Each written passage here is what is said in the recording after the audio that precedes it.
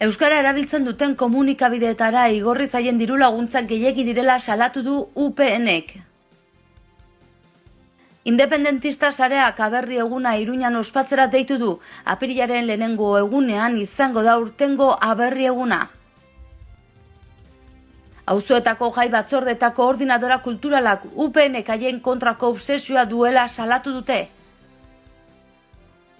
Nafarroan 200 nerabek pairatu dezakete ablazioa munduko medikuak elkarteak salatu duenez.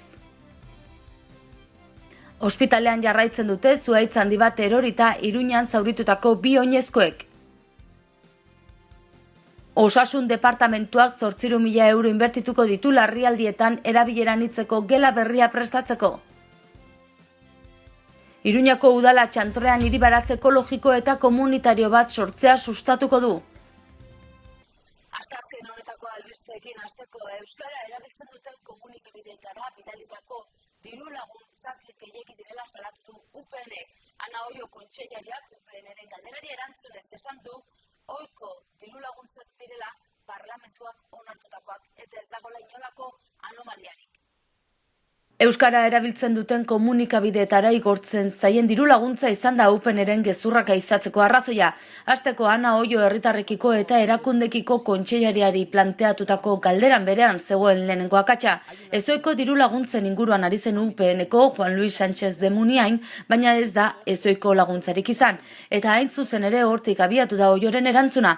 Errealitatea bihurritzeak katramilatzea leporatu dio UPNeri. 1000 aldiz gezur bera esanagatik ez dela egi bilakatzen gogorarazi dio.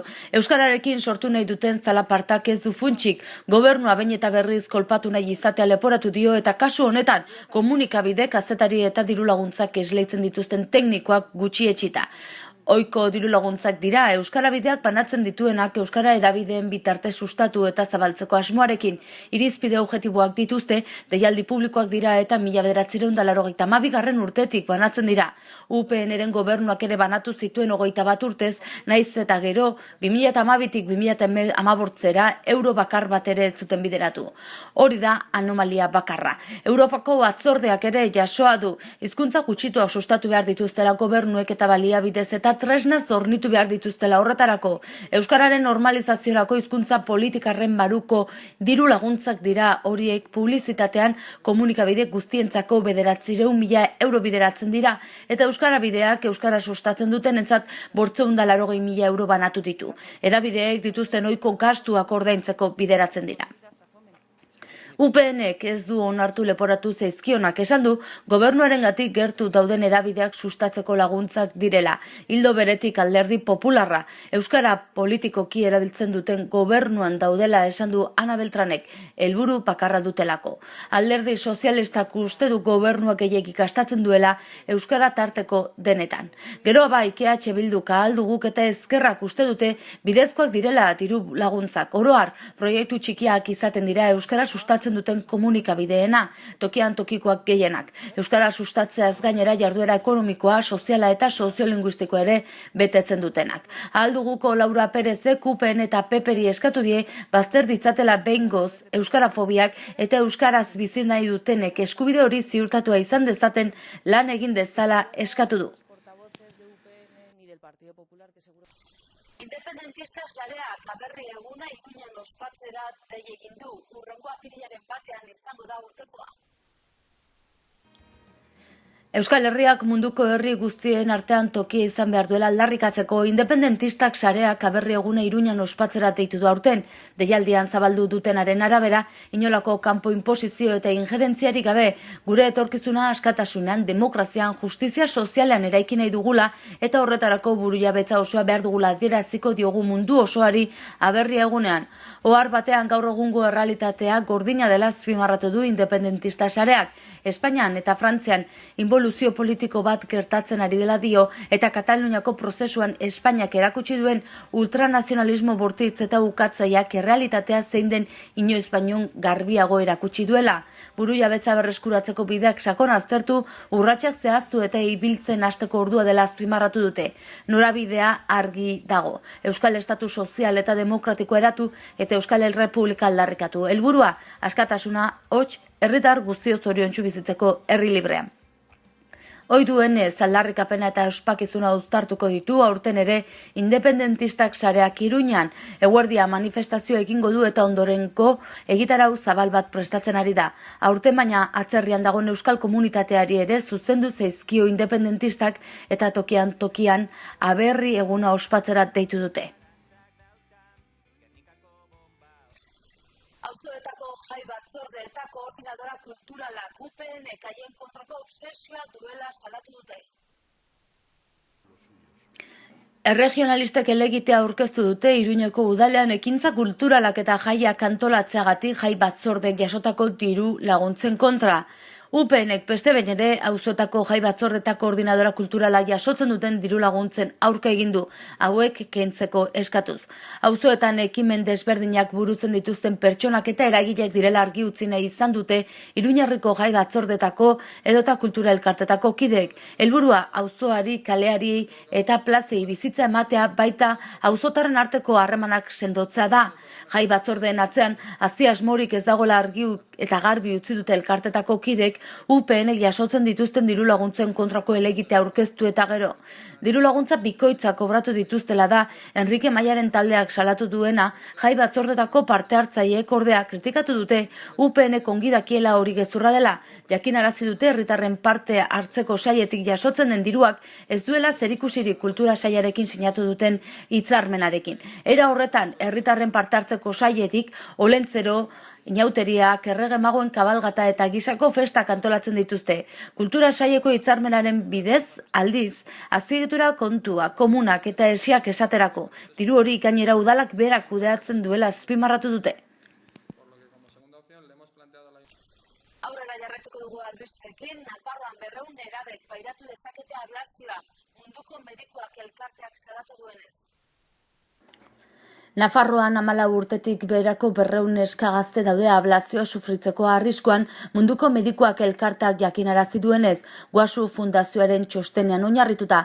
Horregatik praktika hori desagertzeko lanean ari dira, informazioa eta prebentzioa oinarrian, Patricia Ruiz munduko medikuak elkarteko koordinatzaileak esan duenez.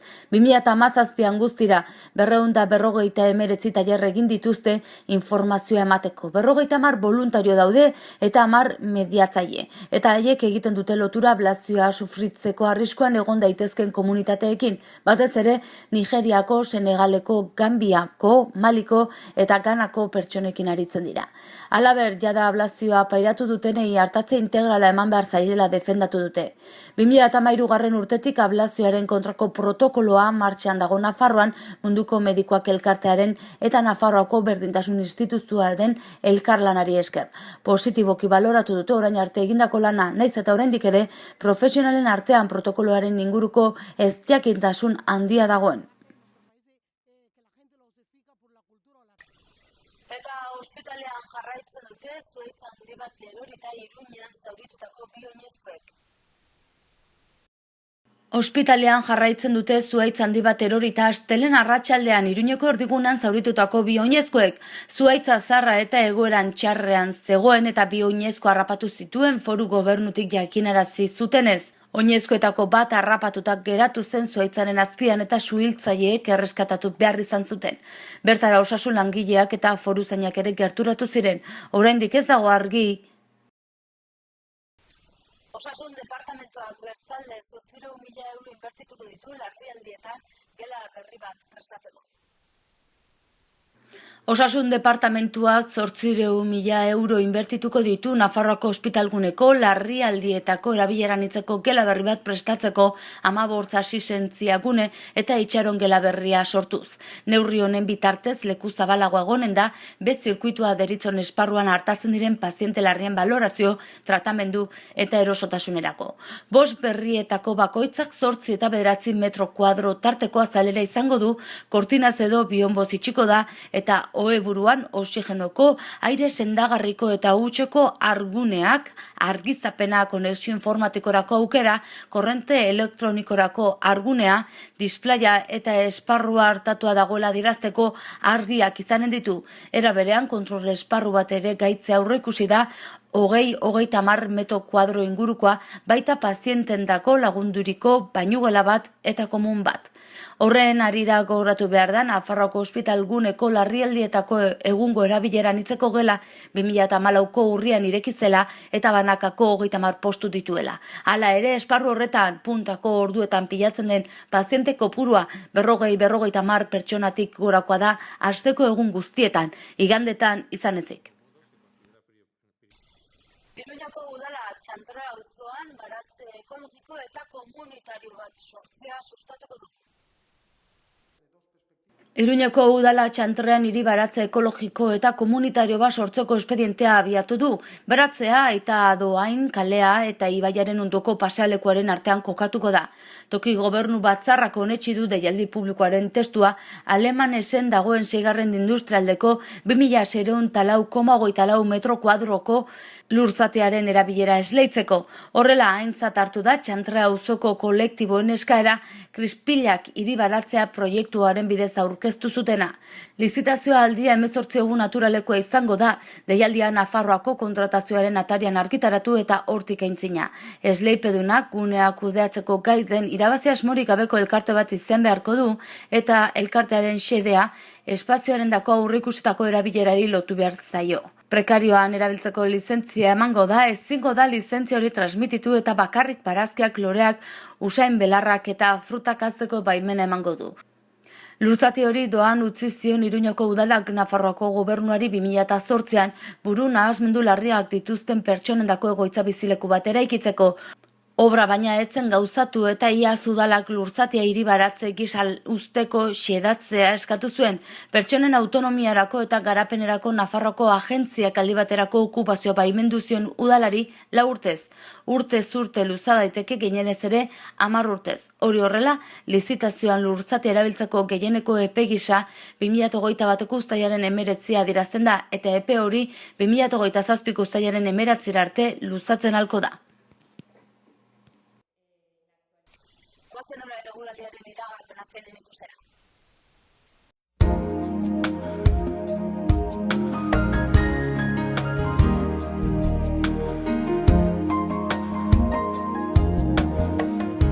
Zerua oso lainotsu egongo da, elur txikia egingo du, ipar osagaiko haize ahul bizia ibiliko da, temperaturan aldaketarik ez, izotz txiki egingo du zenbait tokitan handia. Bihar zerua oso lainotsu edo estalita egongo da, gauean lainoak gutxitu egingo dira eta zerua tarteka lainotsu geratuko da. Prezipitazio txiki ertaina egingo du, arratsalde gauean atertzera egingo du.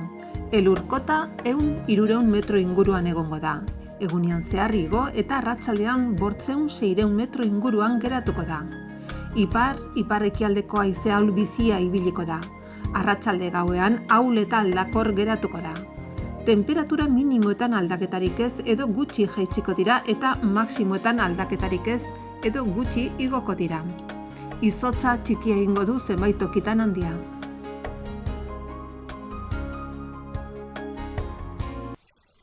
Otsailaren 7 gaur asteazkena egunaren errepasoa egingo dugu titularrekin.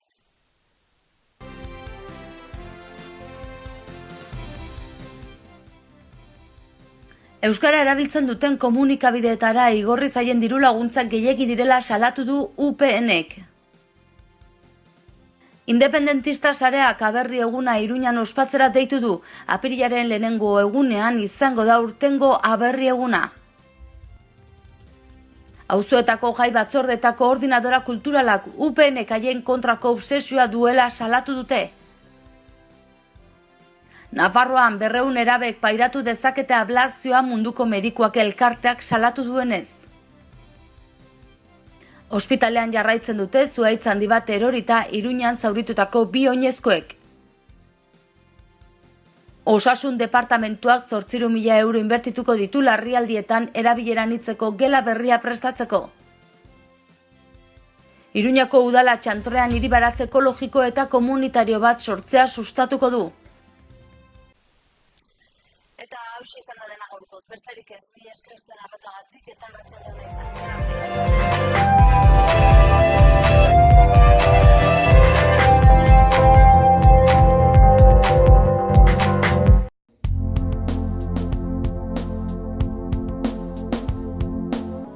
Gorritxon atsedenerako sistema hoberenak eta loaldi egoki batendako beharrezkoak diren produktuak aurkituko dituzu.